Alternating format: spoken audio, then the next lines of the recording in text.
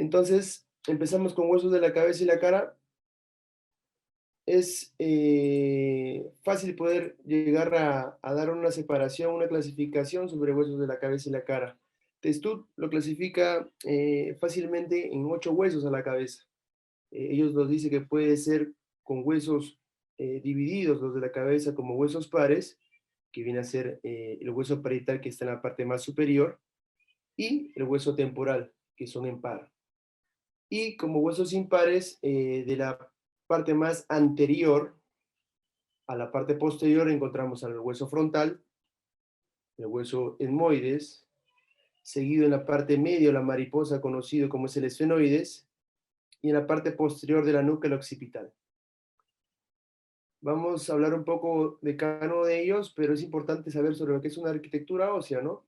Vamos a tener en cuenta de que la anatomía ósea en el cráneo difiere mucho de lo que es el cuerpo en general. Ya ustedes en sus clases posiblemente de embriología van a ver el origen embriológico de cada uno de estos huesos en el macizo facial que difieren mucho de lo que viene a ser el cuerpo en general. La arquitectura ósea, lo que viene a ser el cráneo, huesos de la cabeza, como ven, vemos una imagen cefálica en la parte superior. Vamos a poder ver que es totalmente lisa en la parte externa, pero en la parte cefálica. Más si nosotros tenemos una visión, como es en este caso, interna, vamos a ver pues que tiene una gran cantidad de rugosidades, conductos, agujeros, que van a darse pues propiamente por la inserción o por el mismo hecho de que estén a la par o al costado ciertos órganos importantes, como van a ser arterias, nervios, el mismo encéfalo que se va a tener porción en esta parte del cráneo. Entonces tenemos que tener en cuenta eso, ¿no? Que en la parte externa es una parte lisa y en la parte interna una zona llena de concavidades. Se dice que el cráneo o la cabeza va a contar dos corticales, una cortical externa y una cortical interna, como estoy señalando con el puntero, y en el medio tenemos lo que viene a ser una estructura esponjosa o diploe, la cual va a estar contenida o en su contenido no solamente en la región de la cabeza, sino en el macizo facial, zonas huecas o agujeradas, que son los senos paranasales, en este caso el seno frontal.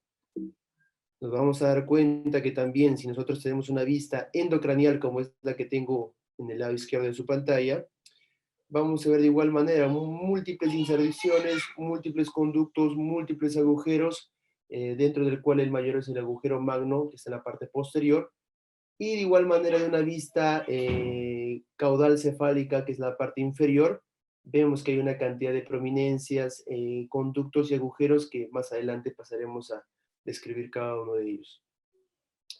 Es así que entonces, lo más importante, y estaba revisando más o menos los exámenes que les han dado a ustedes, y yo soy de la promoción del 2016, que dio el examen de Codiro, que fue la segunda promoción, y más o menos me acuerdo de algunas preguntas en la parte anatómica, ¿no? Y una de ellas me acuerdo que fue referente a los reparos o a las uniones suturales, ¿no? Que es muy importante y que es muy fácil de recordar, ¿no? Las suturas óseas que van a hacer la unión de varios huesos, son los más conocidos que tenemos en la parte anteroposterior, en la parte más anterior, la sutura coronal que va a unir el hueso frontal con los huesos parietales. Por ende, se tiene que llamar una sutura coronal o frontoparietal, que es esta que estoy pasando con el puntero láser. Tenemos una sutura medial, que es una sutura sagital que une los huesos parietales, y una posterior llamada parieto occipital, o también una sutura también llamada occipito, bueno, occipito parietal. Pero lo curioso de esto que tienen apócopes, ¿no? Tienen nombres particulares estas uniones suturales. En la unión de esta sutura frontal con los dos parietales se tiene o se dice que tiene el nombre de brecma. Y la parte posterior, que viene a ser la sutura sagital, conjuntamente con la unión de la sutura parieto-occipital, se le da el nombre de lambda. Entonces, muy en cuenta esto, porque puede ser una pregunta bastante ya trillada que se ha dado varias veces, así que si es posible, tómenle ahí un screenshot para poder tenerlo más adelante. Entonces, seguimos, y si vamos en una vista lateral, seguimos con los puntos suturales y tenemos este punto que es el terium, y en la parte posterior el asterio.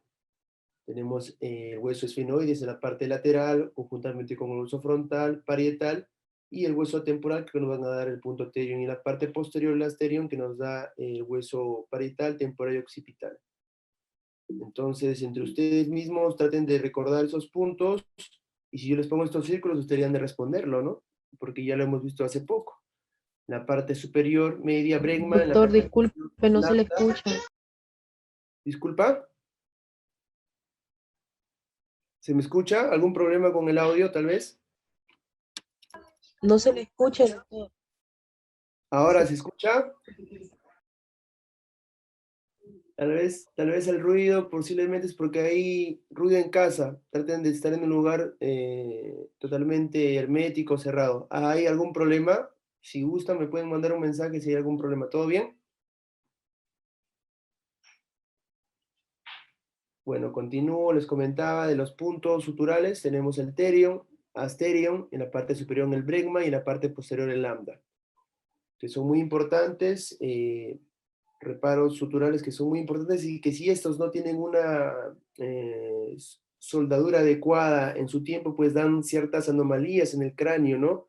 Pacientes sindrómicos que tienen cráneos turrocefálicos, en el cual pues pueden incluso tener deformaciones bastante notorias, tanto en la región frontal, parietal, temporal, y que incluso pues tienen que tener un procedimiento por el servicio de neurocirugía para poder cerrar esas suturas, ¿no? Vamos a la parte de la bóveda craneana, vamos a la parte interna de lo que viene a ser el cráneo, y es muy importante porque eso también es una de las preguntas frecuentes que se hacen, ¿no? Para empezar, los 12 pares craneales, que bueno, todos lo sabemos, vamos simplemente a colocarlos aquí en la pantalla para poder refrescar la memoria y empezar a ver los agujeros de cráneo, ¿no? Empezamos con la parte más superior, que viene a ser la lámina cribosa, donde se van a llegar a perforar los filetes del primer nervio olfatorio, que es en la parte anterior. Tenemos la cresta gali, la apófisis clinoides, lo que viene a ser el medio, lo que viene a ser el agujero esfenoides, y en la parte posterior el hueso occipital. La lámina cribosa, como les digo, va a pasar los filetes del primer par. Si seguimos yendo, tenemos el agujero ciego, donde se inserta la hoz del cerebro, el agujero óptico, ¿no? Ambos lados el agujero óptico donde va a pasar el segundo par craneal, o también llamado el agujero óptico. A veces muchos se confunden entre el primer y segundo par craneal, ¿no? Algo fácil, ¿no? Óptico, segundo par craneal, ¿cuántos ojos tenemos? Dos. Entonces, el nervio óptico es el segundo par craneal, por donde que les comentaba, por el agujero óptico pasa el segundo par craneal y la arteria oftálmica. No se olviden de eso. Seguimos con este reparo que es la hendidura esfenoidal, en el cual va a pasar el tercer, cuarto, quinto uno y sexto par craneal, que vienen a ser el motor ocular común, el nervio patético, el quinto uno y el quinto o el sexto par craneal, que viene a ser el motor ocular externo. Estos tres agujeritos es la vedette de los exámenes, ¿no? Siempre vienen, y si no vienen los tres, viene uno mínimo, ¿no? De forma superior a inferior, el redondo mayor, el agujero oval, el redondo menor. ¿Cuál es el contenido? ¿Qué es lo que pasa por ahí? El redondo menor, el redondo mayor, disculpen, el quinto 2, maxilar superior. El agujero oval, quinto 3, o maxilar inferior o mandibular, y la arteria meningia menor. Y el redondo menor, la arteria meningia menor. De estos tres, hay uno que no pasa o no sale por la parte inferior del cráneo, que viene a ser el redondo mayor, que más adelante vamos a ver que tiene su saliencia a nivel de la órbita. De estos tres, los únicos, les vuelvo a repetir, que no salen por la base de cráneo es el redondo mayor. Siguiendo, tenemos el rasgado anterior, que bueno, tiene un nervio que no tiene mucha importancia, que es el nervio ovidiano. El conducto auditivo interno, que tiene mucha importancia, ya que va a conllevar a lo que viene a ser el séptimo par, el 7 bis, lo que le llaman también el octavo par, o también llamado el nervio auditivo, y la arteria auditiva interna. El rasgado posterior tiene gran cantidad de nervios, tiene el 9, al 10, al 11, y también tiene la vena yugular interna y el seno petroso inferior. El condilo anterior tiene al doceavo par, que viene a ser el hipogloso, y el acueducto del vestíbulo, simplemente como conocimiento, pues tiene el conducto endolinfático del oído interno. El orificio dilatorio falopio tiene todo lo que son los nervios petrosos superiores, profundos, mayores y menores. El agujero magno, que es el agujero de mayor proporción que tenemos en la región posterior entre esfenoides y occipital, va a pasar lo que viene a ser el bulbo raquídeo o el bulbo espinal, y el onceavo, que viene a ser el espinal, la arteria vertebral, y el doceavo par en una rama descendente. Tómenle una pequeña toma a esto, porque esto es lo que sí o sí viene, por lo menos uno siempre va a venir, porque agujero pasa, ya lo tienen ahí. De igual manera, por la zona inferior, así como entran reparos anatómicos, también por aquí salen, y vamos a encontrar pues lo que todo odontólogo debe saber, los agujeros palatinos, ¿no? El agujero palatino anterior, agujero palatino posterior. Esto es lo que le comentaba en antes, ¿no?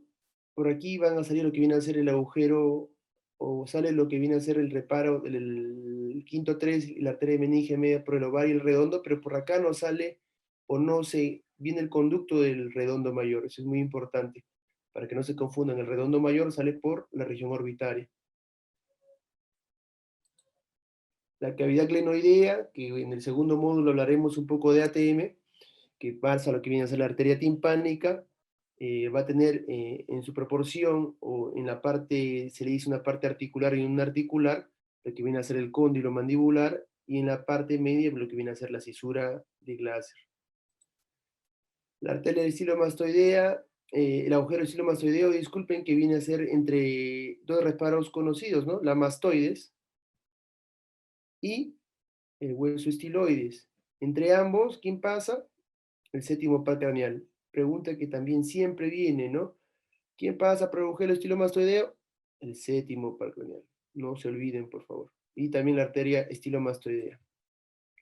La arteria o el agujero condilio posterior pasa el conducto carotidio.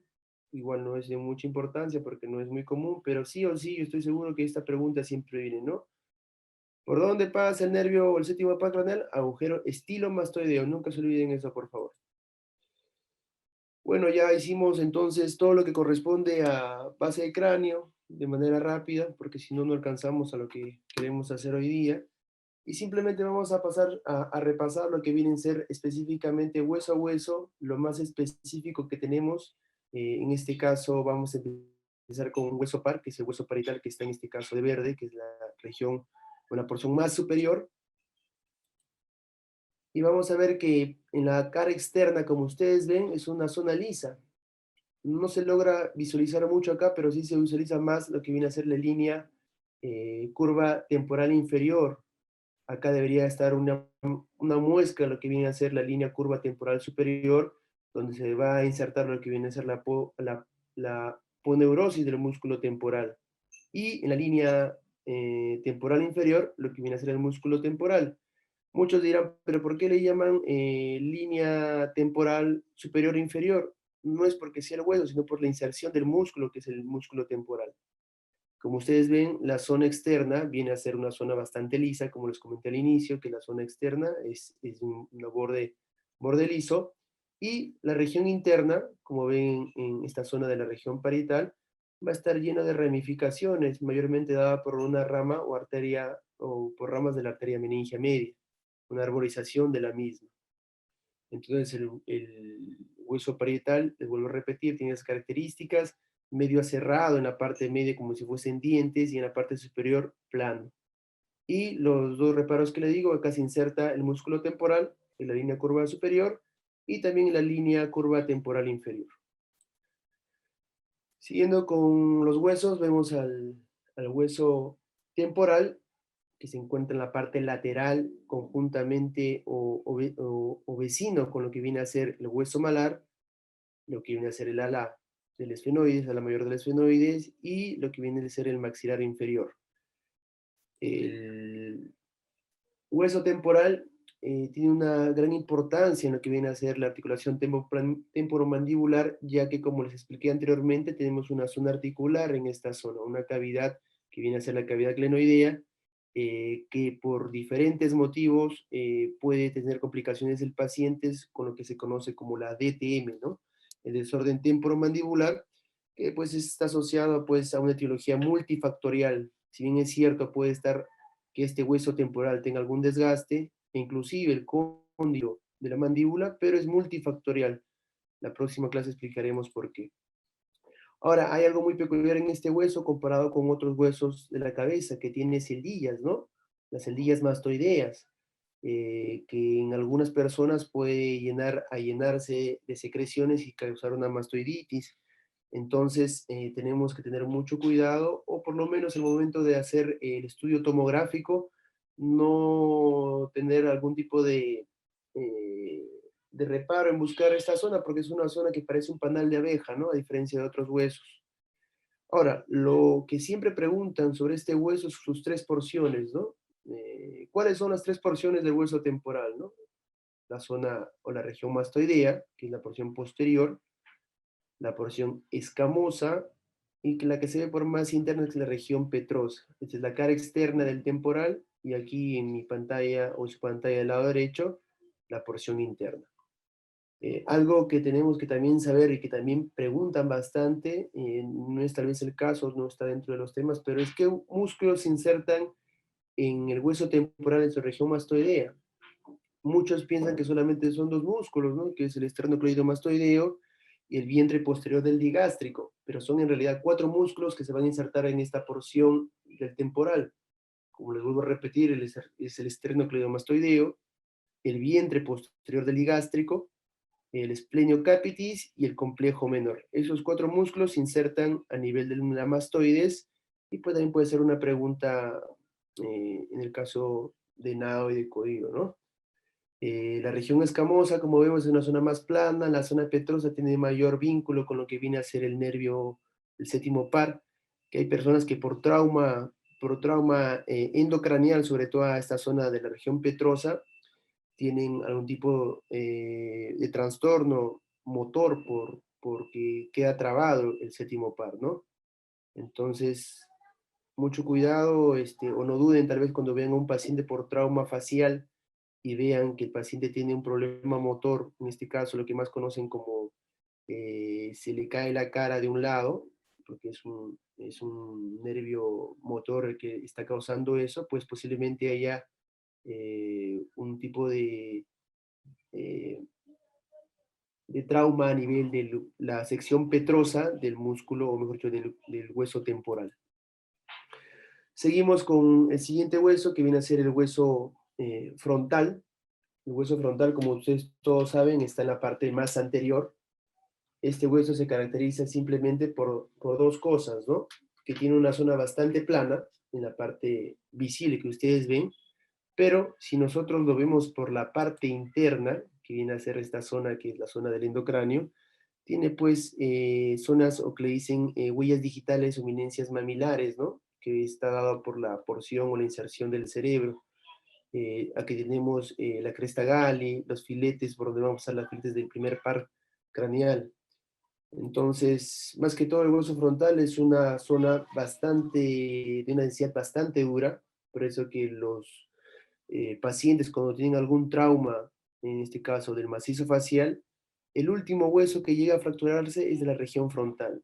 En gran proporción, en casi un 60%, el primer hueso, también por un tema de antecedente, por estar en la región más anterior, son los huesos propios de la nariz, y al final, por una cantidad de energía que tendría que ser una energía de alto impacto, posiblemente un choque automovilístico, tal vez que hayan atropellado al paciente, podrían ahí recién fracturar lo que viene a ser el hueso frontal, ¿no? Entonces el hueso frontal, como les comento, tiene una porción anterior, tiene una porción, si vemos en esta porción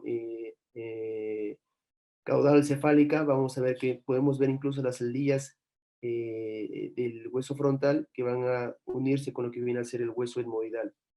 También vamos a poder ver más adelante, cuando veamos la región orbitaria u ojo, que hay inserción de ligamentos, o los ligamentos cantales tanto internos y externos, y que pues también tenemos lo que es la glándula lacrimal, que está en la zona superior externa de la región frontal. Seguimos con el siguiente hueso, que viene a ser el hueso del etmoides, y este hueso pues simplemente va a ser un hueso central, le dicen. ¿Por qué? Porque si ustedes se dan cuenta, es este hueso de amarillo que estoy señalando acá con el puntero.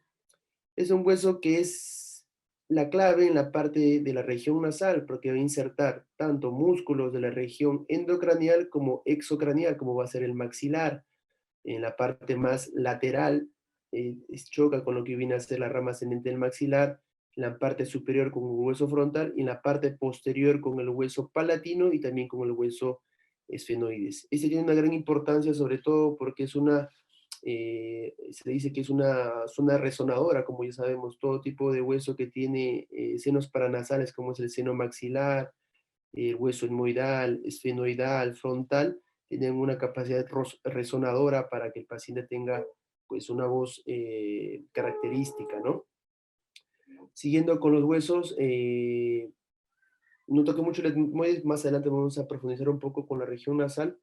El hueso del esfenoides, como les comentaba, esto es pregunta a veces casi siempre, ¿no? Porque por este hueso es donde pasa, pues, el quinto par craneal, que también le llaman el nervio del odontólogo, ¿no? En esta imagen vemos los agujeros oval y el agujero redondo mayor, el agujero oval y el agujero redondo menor. En este caso vamos a ver cómo los filetes, en este caso el filete del quinto uno, que es la oftálmica, que en este caso no aparece en la imagen, vemos el quinto 2 o maxilar superior y el inferior o quinto 3. Ahora, ¿qué características tiene esfenoides? También le llaman una mariposa, otros le dicen que es un murciélago, pues que tiene sus alas menores y sus alas mayores, ¿no? Estas pequeñas porciones son las alas menores y estas alas de acá, que tienen una vista exocranial, tienen a llamarse las alas mayores.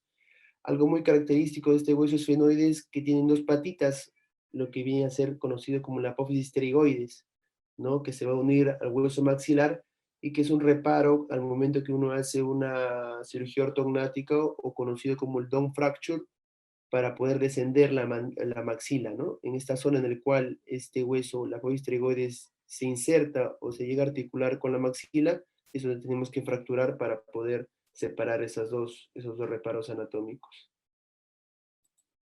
Seguimos con un hueso bastante importante, como viene a ser el hueso occipital. Tenemos una vista interna del mismo, una vista posterior. Podemos diferenciar que en esta zona, en estas concavidades, tienen esta forma, pues que aquí está pues lo que viene a ser la fosa cerebral posterior. Tenemos estos conductos o rejillas horizontales que va a pasar lo que viene a ser los senos laterales y en la parte superior los senos laterales superiores. Algo bastante visto pues es lo que viene a ser el agujero magno, ¿no? Que es el agujero con mayor protuberancia en el endocráneo, que puede ser una pregunta, ¿no? ¿Qué agujero es de mayor proporción? El agujero magno. Algo también muy importante del occipital, que es en la región posterior de la nuca, que vamos a ver, me parece, en el cuarto bloque, son algunos músculos que se llegan a insertar. Dentro de ellos, tenemos que en la región de lo que viene a ser la región o la línea occipital superior, vamos a ver que se va a insertar el músculo trapecio, el esternocleidomastoideo, una porción de él, porque una porción se insertaba a nivel de la mastoides, el complexo mayor y el esplenio capitis. Y lo que viene a ser en la línea occipital inferior, tenemos al redondo menor, redondo mayor, y como tercer músculo, al auricular menor. Seguimos, terminamos con los huesos de la cabeza así rápidamente, y pasamos a lo que viene a ser los músculos, o disculpen, los huesos de la cara. Dijimos que los huesos de la cabeza eran en 8, que 2 de ellos eran pares y los demás eran impares. Acá es algo parecido, ¿no? Los de la cara tenemos que 6 van a ser pares y 2 van a ser impares. Para que no tengan tanto tema de memorización, impares viene a ser el hueso Bomer y la mandíbula, que algunos, en algunas literaturas, algunos lo encuentran como dos huesos, ya que han sido soldados, así como la maxila superior, pero ya hay como que un consenso que es un hueso impar, ¿no? Como huesos pares tenemos los huesos nasales, que como les comenté, en proporción y en trauma maxilofacial son los que mayormente van a ser los que tienen un índice de fractura alto, los huesos maxilares, los huesos que están en la región lateral, que son los malares, el hueso unguis, el cornete inferior, que sí es un hueso individual, y el hueso palatino que inserta en la parte posterior del hueso maxilar. Pasamos a ver rápidamente cada uno de ellos y empezamos, pues, ¿no? Con lo que todos los días yo creo que vemos, lo que es el maxilar superior, ¿no? La parte quirúrgica es lo que más hacemos. Y se dice que es un hueso cuadrilátero, ¿no? Que tiene algunos límites, que son un límite dentario, un límite orbitario, un límite nasal, que va a hacer pues que tenga pues reparos vecinos bastante importantes, ¿no? Como vemos, tiene una lámina ascendente o rama ascendente del maxilar que va a insertar o se va a articular con lo que viene a ser el hueso frontal, los huesos propios de la nariz, el unguis, incluso con el hueso molar en la parte más externa. Algo muy importante en este hueso maxilar es que vamos a tener conjuntamente con el unguis el pasaje de lo que viene a ser el conducto naso-mucolacrimal, que vamos a ver a continuación. Aquí está el unguis, es de rojo, y aquí está el conducto. Es por eso que a veces las mujeres, sobre todo, porque los hombres no creo que lloren mucho, bueno, que hay hombres que sí lloramos bastante, cuando lloran excesivamente, las lágrimas pasan de lo que viene a ser los ojos y se van a la nariz. ¿Por qué? Porque hay este conducto, ¿no? El conducto nasolacrimal va a pasar por la región de la órbita a la zona nasal. Entonces, a tener en cuenta eso, que el conducto siempre va a ser en exceso, va pues conllevar a que las lágrimas pasen a la región nasal y empiecen a moquear, ¿no? El siguiente hueso a tratar viene a ser el hueso palatino. Es un hueso que se dice que tiene 4 aristas o 4 zonas muy importantes que uno tiene que siempre tratar de recordar. El hueso palatino, como ustedes están viendo, tiene una región, una porción horizontal y una vertical que va a estar insertado en la parte posterior del hueso maxilar. Este hueso palatino, como les comenté anteriormente, va a ser lo que viene a ser la verdadera base o techo de lo que viene a ser la cavidad oral. Tenemos de que saber de que este hueso palatino tiene lo que viene a ser una apófisis orbitaria, porque va a estar en contacto con la parte superior o la parte orbitaria, que es esta zona de acá, una apófisis esfenoidal, porque aquí va a engarzarse con lo que viene a ser el hueso esfenoides, una apófisis piramidal, y en esta zona anterior una apófisis maxilar, en la cual va a llegar a juntarse con el hueso maxilar. Entonces, es de mucha importancia estas 4 apófisis, le vuelvo a repetir: apófisis orbitaria, apófisis esfenoidal, que vamos a ver que más adelante se une acá con el esfenoides, apófisis piramidal y en la parte anterior la apófisis maxilar. Esos 4 apófisis pueden que les pregunten.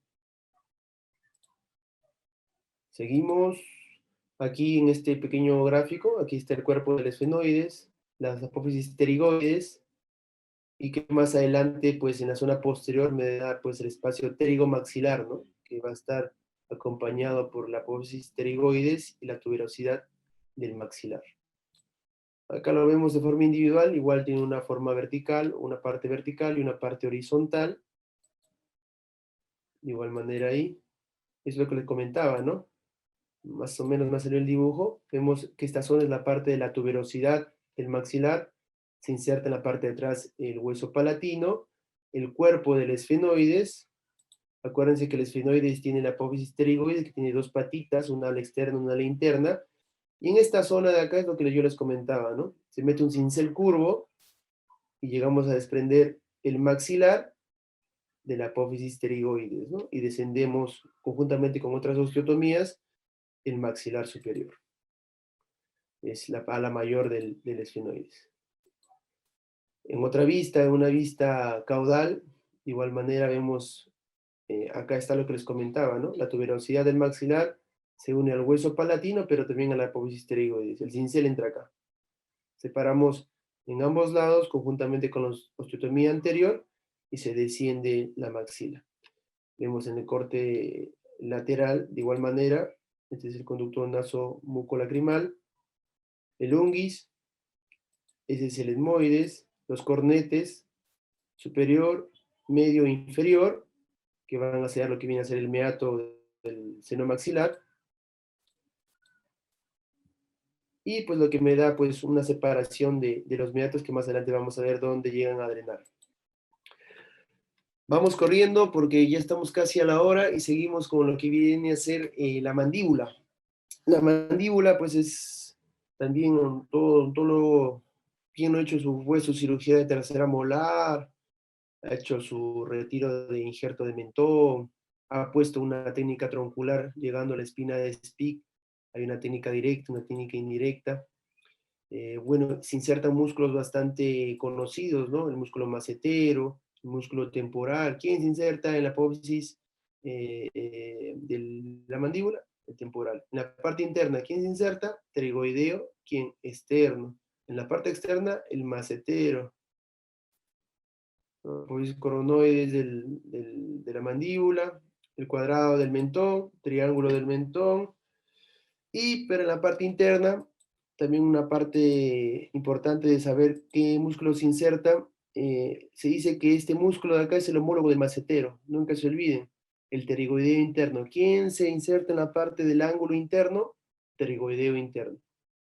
Cuello del cóndilo, pterigoideo externo. Seguimos, músculo miloioideo, vientre anterior del digástrico, y estos dos puntos, el genio ioideo y el genio gloso, ¿no? El genio gloso está más superior y el genio ioideo más inferior, que van a dar inserción o se van a empezar a formar lo que viene a ser la parte inferior de la lengua.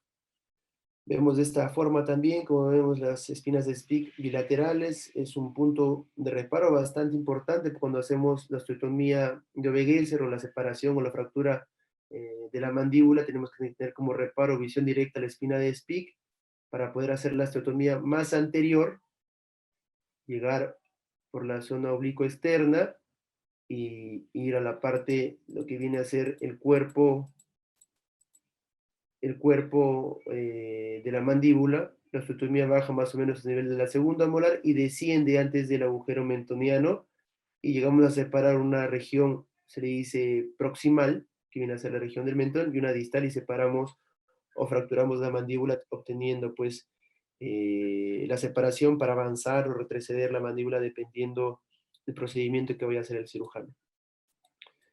Entonces, estos son los músculos, tómenle foto, háganle un print ahí, si gustan después les mandamos también la presentación sin ningún problema.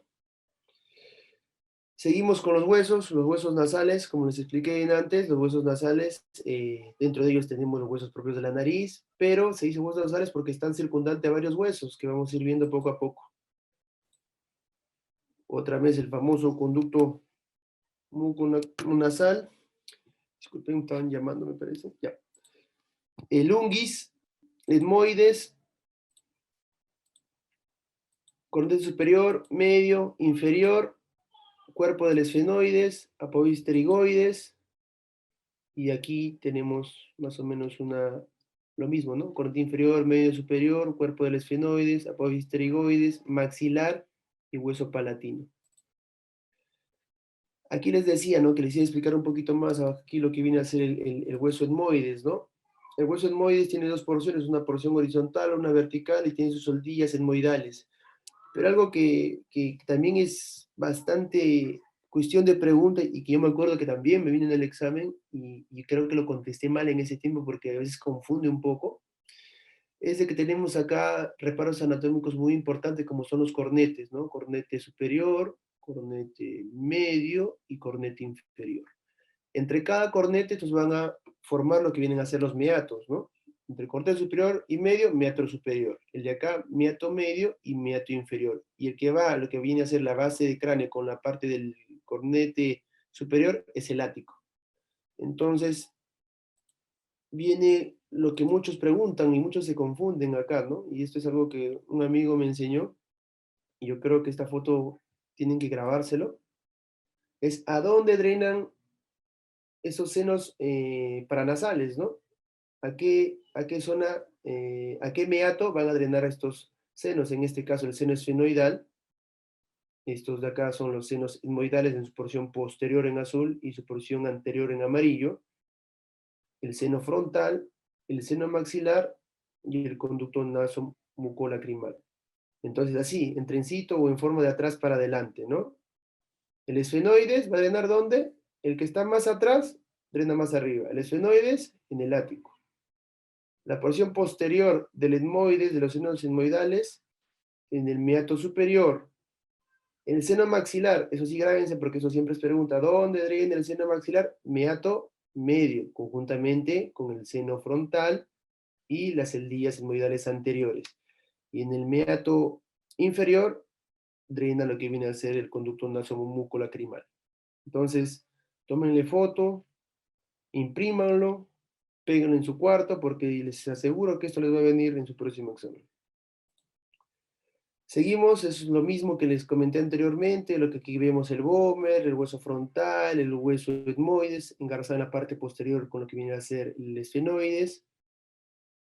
Cuando hacemos nosotros la osteotomía Lefort, tenemos que cortar todo esto a la parte posterior para poder descender lo que viene a ser la maxila.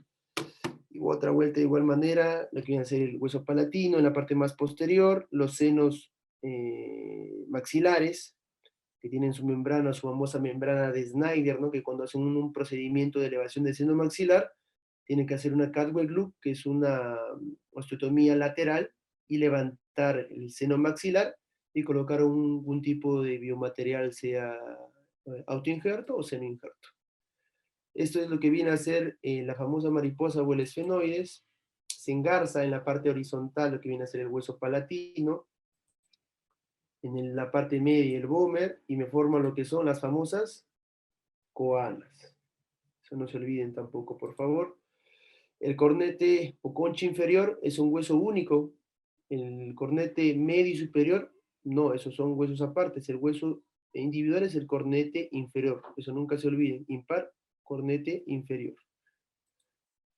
El que está más superior viene a ser el vómer. Esta es más o menos la gráfica que les comentaba. Uno entra con un cincel de vómer, que es como si fuese una U. En forma de U es el cincel. Y lo coloca en esta zona y se va más posterior. Pero tenemos que tener mucho cuidado porque se dice que más o menos a 35 milímetros desciende una arteria, que es la arteria palatina descendente.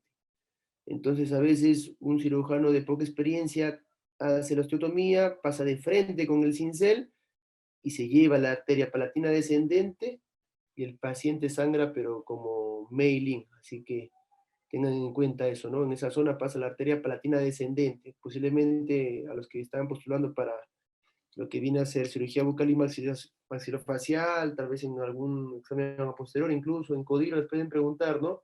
¿Qué reparo anatómico se tiene que tener cuidado al momento de hacer una osteotomía a nivel del vómer, en la parte posterior, entre palatino y hueso maxilar? La arteria palatina descendente, que se puede ligar, pero es mejor no tocarla, ¿no? Es como todo arteria de gran, bueno, no es de gran calibre, pero sí moja bastante, entonces hay que tener mucho cuidado. Tenemos al hueso malar, ya les comenté, es un hueso que le da en la porción horizontal una conformación o la característica de la cara al paciente, ¿no? Hay pacientes que son dolicocéfalos, braquicéfalos, muchos de ellos por tal vez un crecimiento excesivo o tal vez por un poco de desarrollo del malar, ¿no? Este malar es un hueso que cuando el paciente tiene una dimensión horizontal bastante amplia, se puede hacer una osteotomía a nivel de la zona del malar y del maxilar y se hace una malarplastía y de lo que imaginemos que fuese de un ancho aproximadamente de 20 a 25 centímetros, se reduce ese ancho a nivel horizontal y la persona pues tiene una fase mucho más femenina, se le dice, ¿no? Seguimos con el hueso malar, que la parte está en la parte más posterior, se inserta con lo que viene a ser el arco cigomático, en la parte superior con el hueso frontal y en la parte inferior con el hueso maxilar. El unguis, hueso único, se inserta o se va a llegar a acompañar con el maxilar superior con la rama ascendente, y por ahí va a pasar lo que viene a ser el conducto nasomucolacrimal. Parece como si fuese una hostia, un pequeño huesito o huesecillo, tanto por la parte anterior y posterior. Seguimos, y bueno, yo creo que ya acá estamos casi una hora y vamos un poquito, pues para que no se duerman un poquito, vamos a ver unas tomografías de unos pacientitos, que siempre hay pues pacientitos de que lamentablemente tienen la mala suerte y pues tienen estos tipos de fracturas, ¿no? Esta fractura, como vemos, es una fractura de cuerpo mandibular, ¿no? A veces, ¿cómo clasifico a la mandíbula? A veces, o las fracturas a nivel mandibular, tal vez su profesor de cirugía les comente eso, ¿no?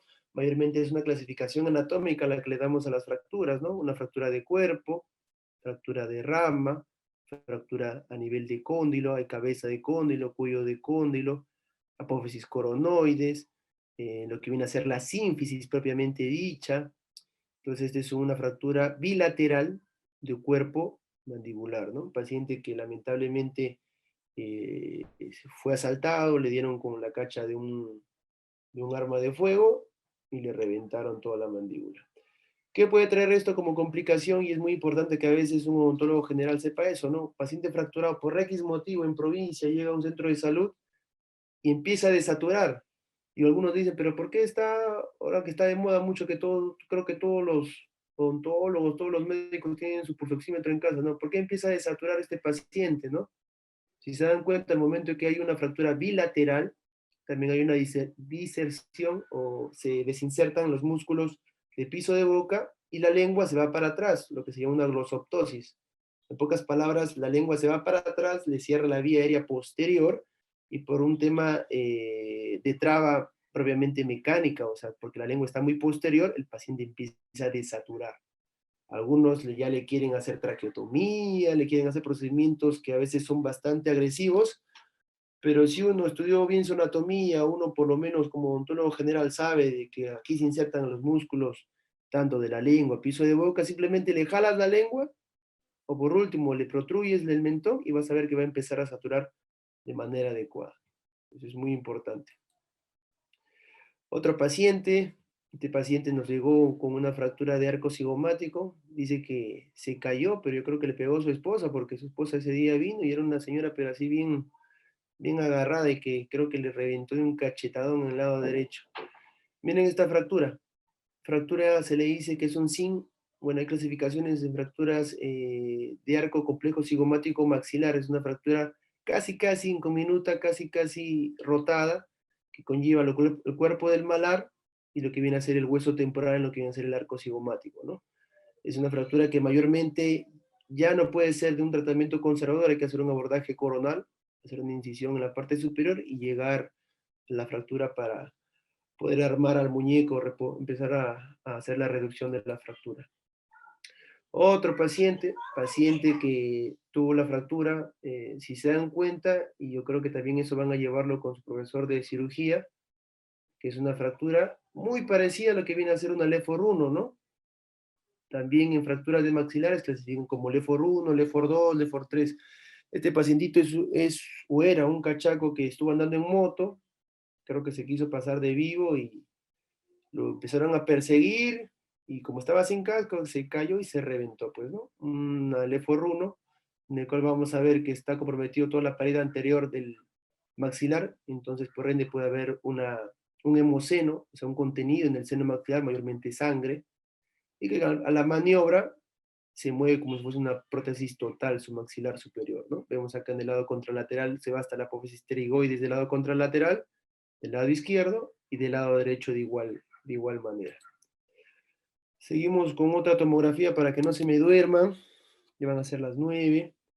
Este pacientito también, lamentablemente, estuvo en moto, se tomó su par de chelas y parece que se pasó de velocidad y se reventó toda la zona anterior. Como les comentaba, siempre que hay fractura del macizo facial, casi siempre te fracturas los huesos propios, acompañado con otros huesos. En este caso, con todo el maxilar, la porción posterior, lo que es el paladar o el hueso palatino, y también tuvo una fractura leforrunio, ¿no? Fracturas en cominuta, fracturas en rama ascendente del lado derecho, lo que viene a ser reborde infraorbitario, hubo una herniación de la grasa ocular, que se puede ver en una tomografía y en un corte sagital es bien marcado esa herniación del globo ocular, y pues igual candidato a operarse, ¿no? No había otra. Aquí está otra clasificación que es muy importante en cirugía, lo que viene a ser una LEFOR 2 o también fractura piramidal. Miren cómo se va el trazo, es muy parecido a una LEFOR 1, pero ya no va por debajo de la apófisis o del agujero piriforme, sino va superior y se va a nivel de los huesos propios de la nariz, ¿no? Hay una maniobra que se tiene que hacer al paciente y empiezas a mover la maxila y empieza a fruñir, hay una frunción frontonasal, se le llama. Entonces, una fractura LEFOR 2, ¿no? Miren, se va hasta la zona posterior, del lado derecho y del lado izquierdo. Igual, este paciente me parece que se cayó de un cuarto piso, se crió, pensó que era Superman, pensó que era Goku y bueno, se sacó la mugre.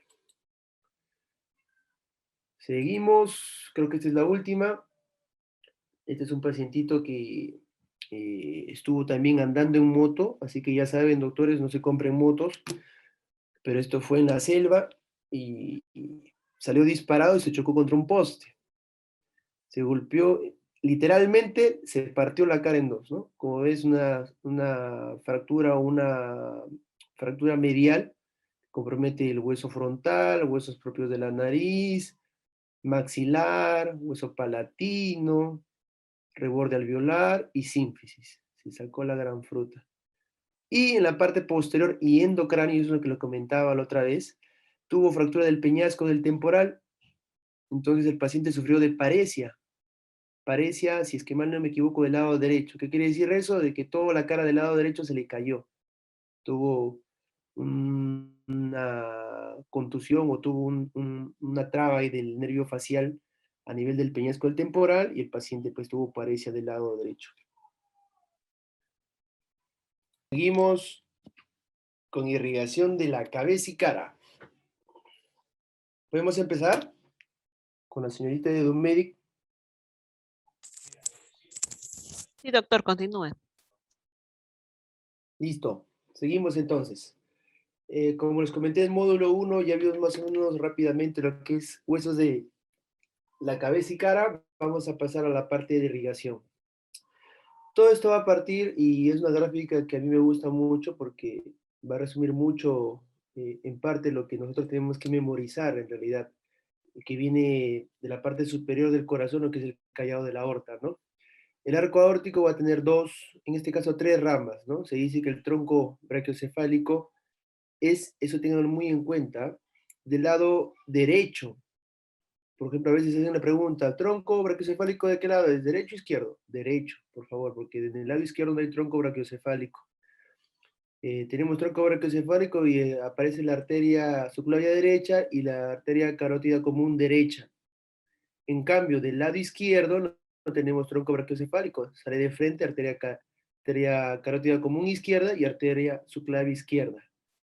De esta arteria carótida común izquierda sale la arteria carótida externa y la arteria carótida interna. ¿Cuál es la que nos interesa a nosotros como odontólogos o como, más que todo, como un tema de pregunta que siempre nos va a venir? La arteria carótida externa. Pero por un tema de base vamos a hablar un poquito sobre las ramas rápidamente, que no los voy a hablar, pero sí los voy a pasar y ustedes ya le toman foto. La arteria subclavia izquierda da ramas colaterales, ascendentes, descendentes y externas.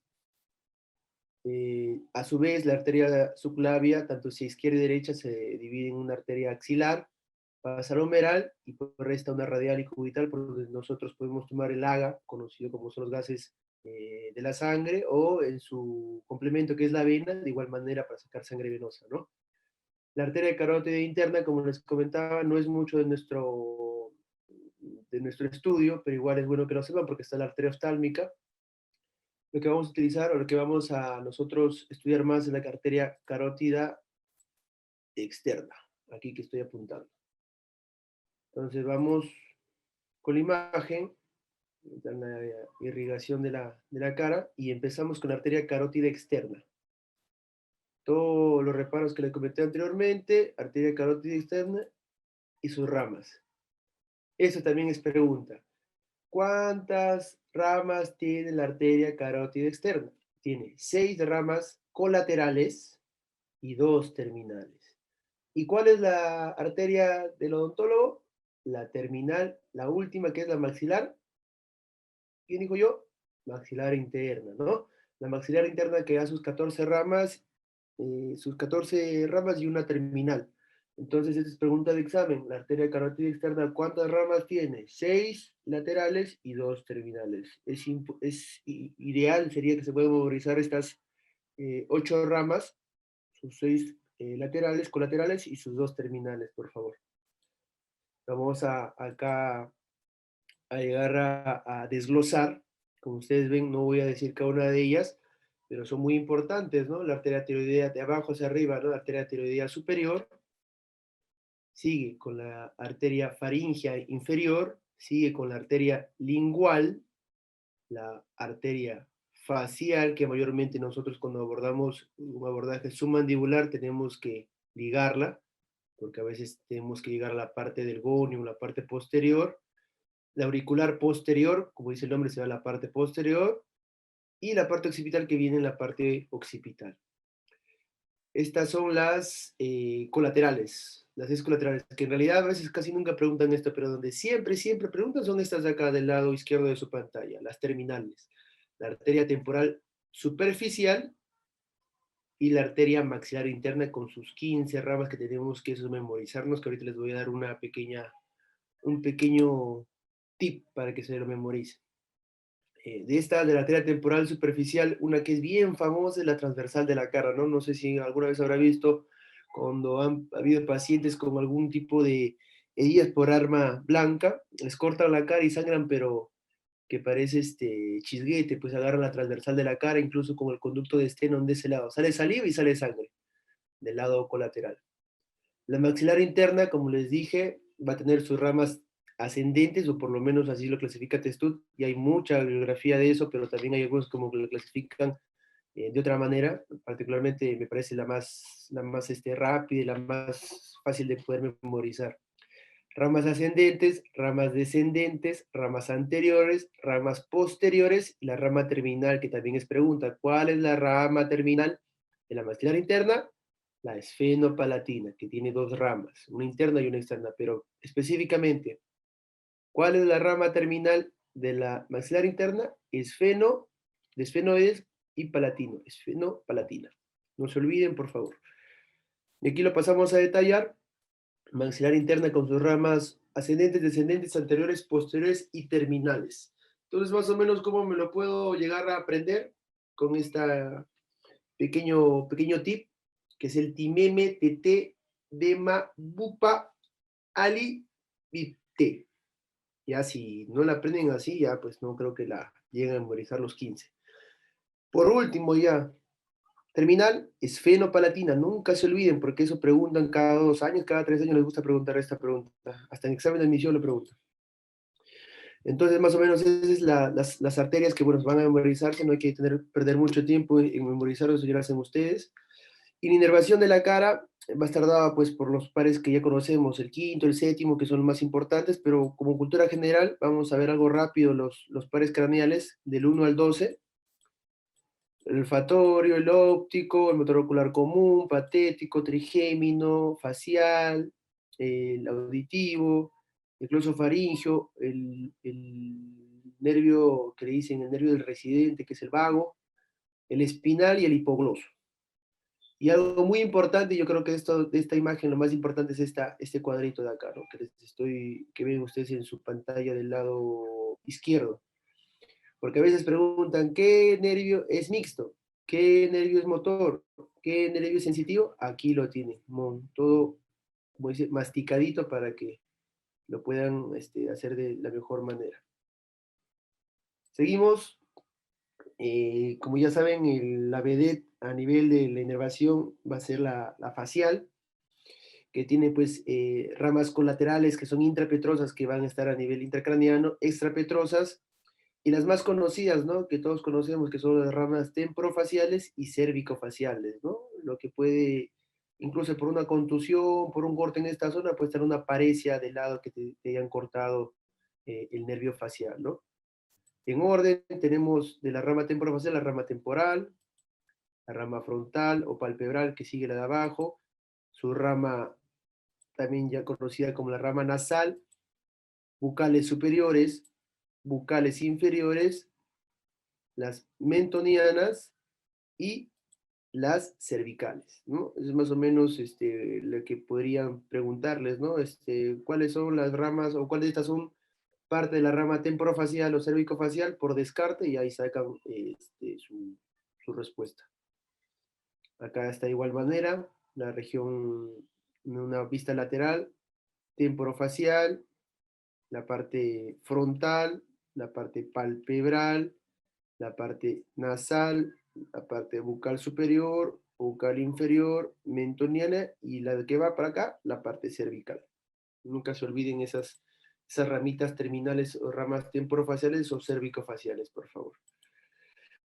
De igual manera, el quinto par, como ya saben, se va a dividir en quinto 1, quinto 2, quinto 3, y aquí tenemos sus ramas, ¿no?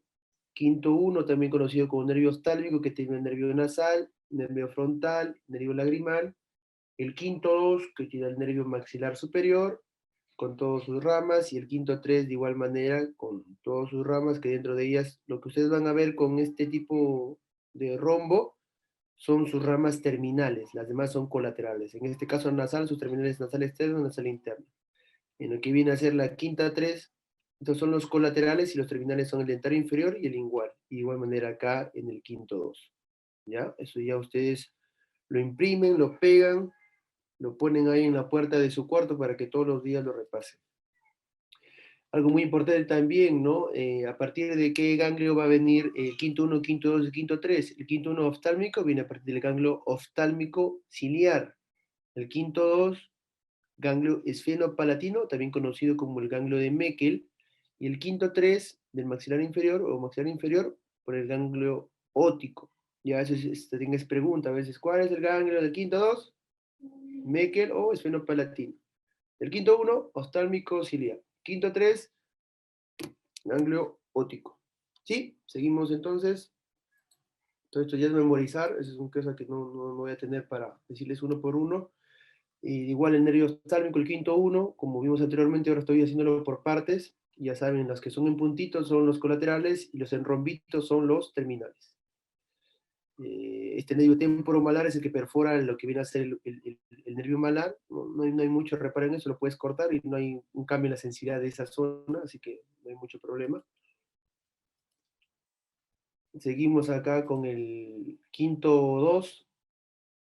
Tenemos el terminal rama suborbitario o infraorbitario, que es muy conocido el infraorbitario, sobre todo para una técnica anestésica, para tener una anestésica troncular, la zona anterior, un excelente bloqueo de esta zona, nos da una excelente anestesia de la zona anterosuperior.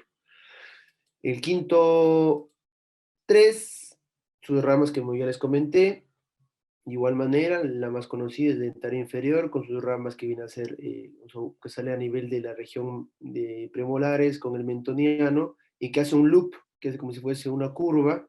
Por eso que a veces cuando quieren sacar injerto de esta zona, que es la zona sinficiaria, del conducto o del agujero mentoniano, tenemos que darle 5 milímetros más, porque hace una pequeña vuelta el mentoniano. Así que, como reparado anatómico, toma 5 milímetros saliendo del agujero mentoniano, 5 milímetros de los ápices y 5 milímetros de la basal. Entonces ahí tenemos la zona de injerto para tomar de la región del mentón. Seguimos. Este es un dibujito que yo me acuerdo que lo teníamos en pregrado, tal vez habrá algún doctor o una doctora seguro de la Vía Real, que nos daban nuestro librito, pues, y nos hacían aprender así a la fuerza, ¿no? Con este dibujito, pero que es bien útil, ¿no? En el lado izquierdo van a ver lo que es inervación y en el lado derecho lo que es irrigación, ¿no? Tanto de la maxila como la mandíbula, ¿no?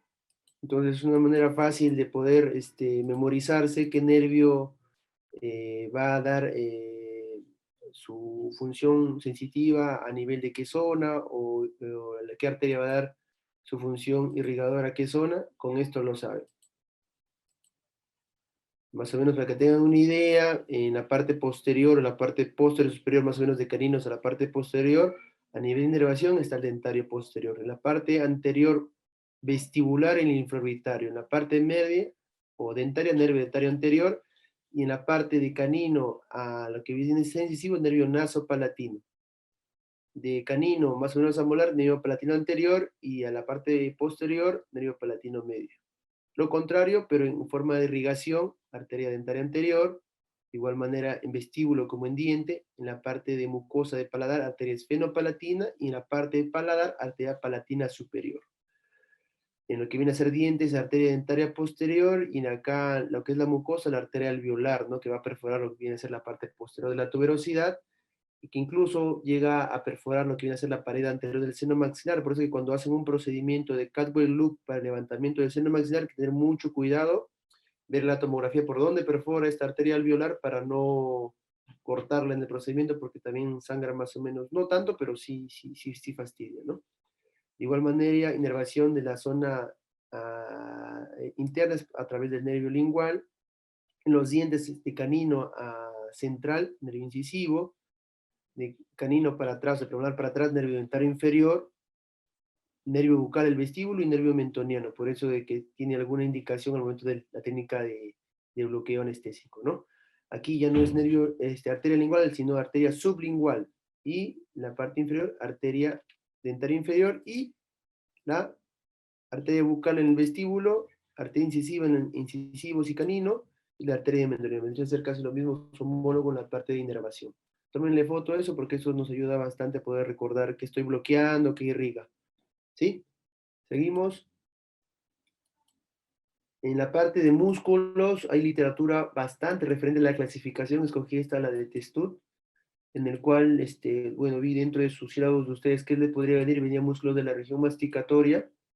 En este caso solamente voy a atacar netamente músculos de la masticación, en el cual que ya sabemos, pues son los 4 grandes músculos, que son los músculos temporales, maceteros y los 2 pterigoideos. El pterigoideo externo e interno, que es como la literatura americana, pero la literatura inglesa lo le responde como lateral y medial a algunos, ¿no? Algunos dicen, pucha, que, o sea, hay 4 pterigoideos, externo, interno, lateral y medial, no, sino que el externo es el lateral, en otra literatura, y el interno es el medial, para que no se vayan a confundir, por favor.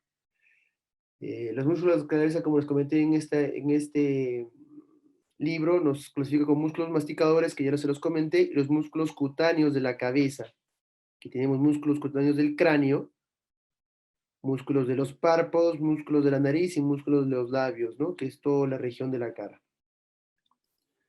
Vamos a tocar solamente músculos masticatorios, el más importante, no más importante, pero el más prominente, se puede decir que es el músculo temporal, que en la parte superior se va a insertar a nivel de la línea curva temporal inferior.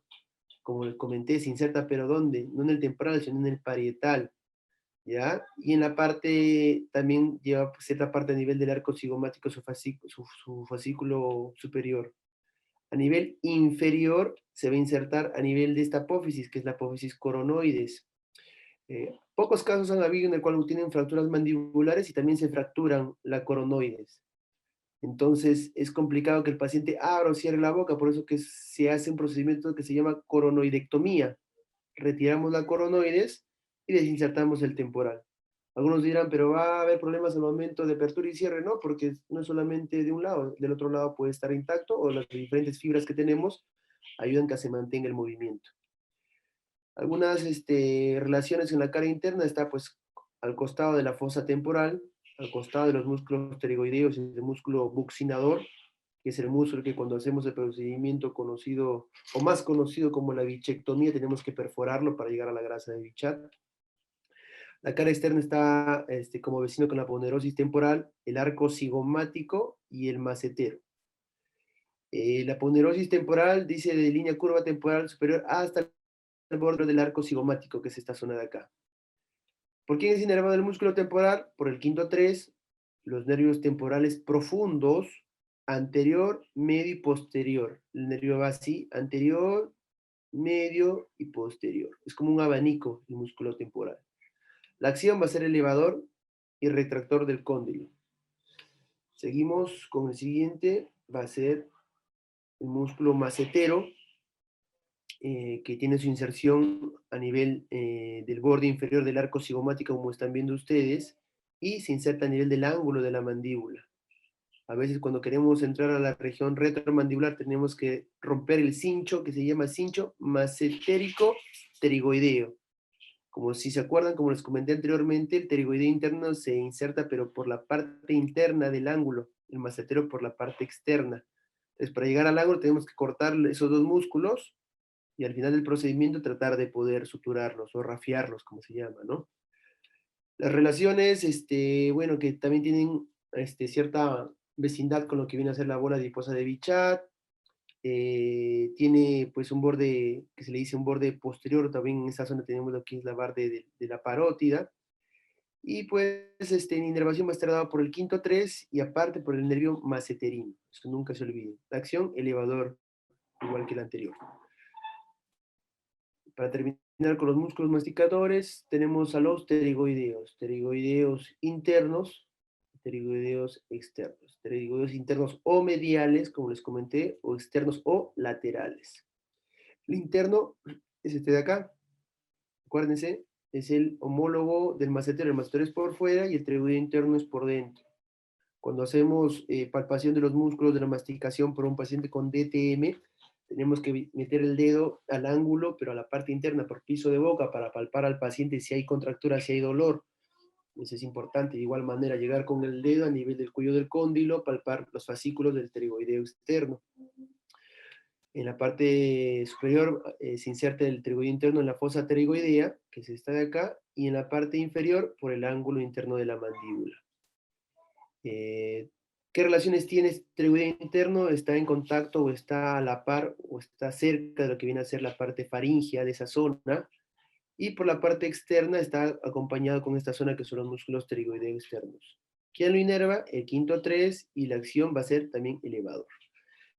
El músculo pterigoideo externo, que es estos fascículos de acá y que se ve en esta imagen acá, son dos fascículos, uno superior, uno inferior, uno que se va a insertar a nivel del disco articular y uno a nivel más inferior a nivel del cóndilo.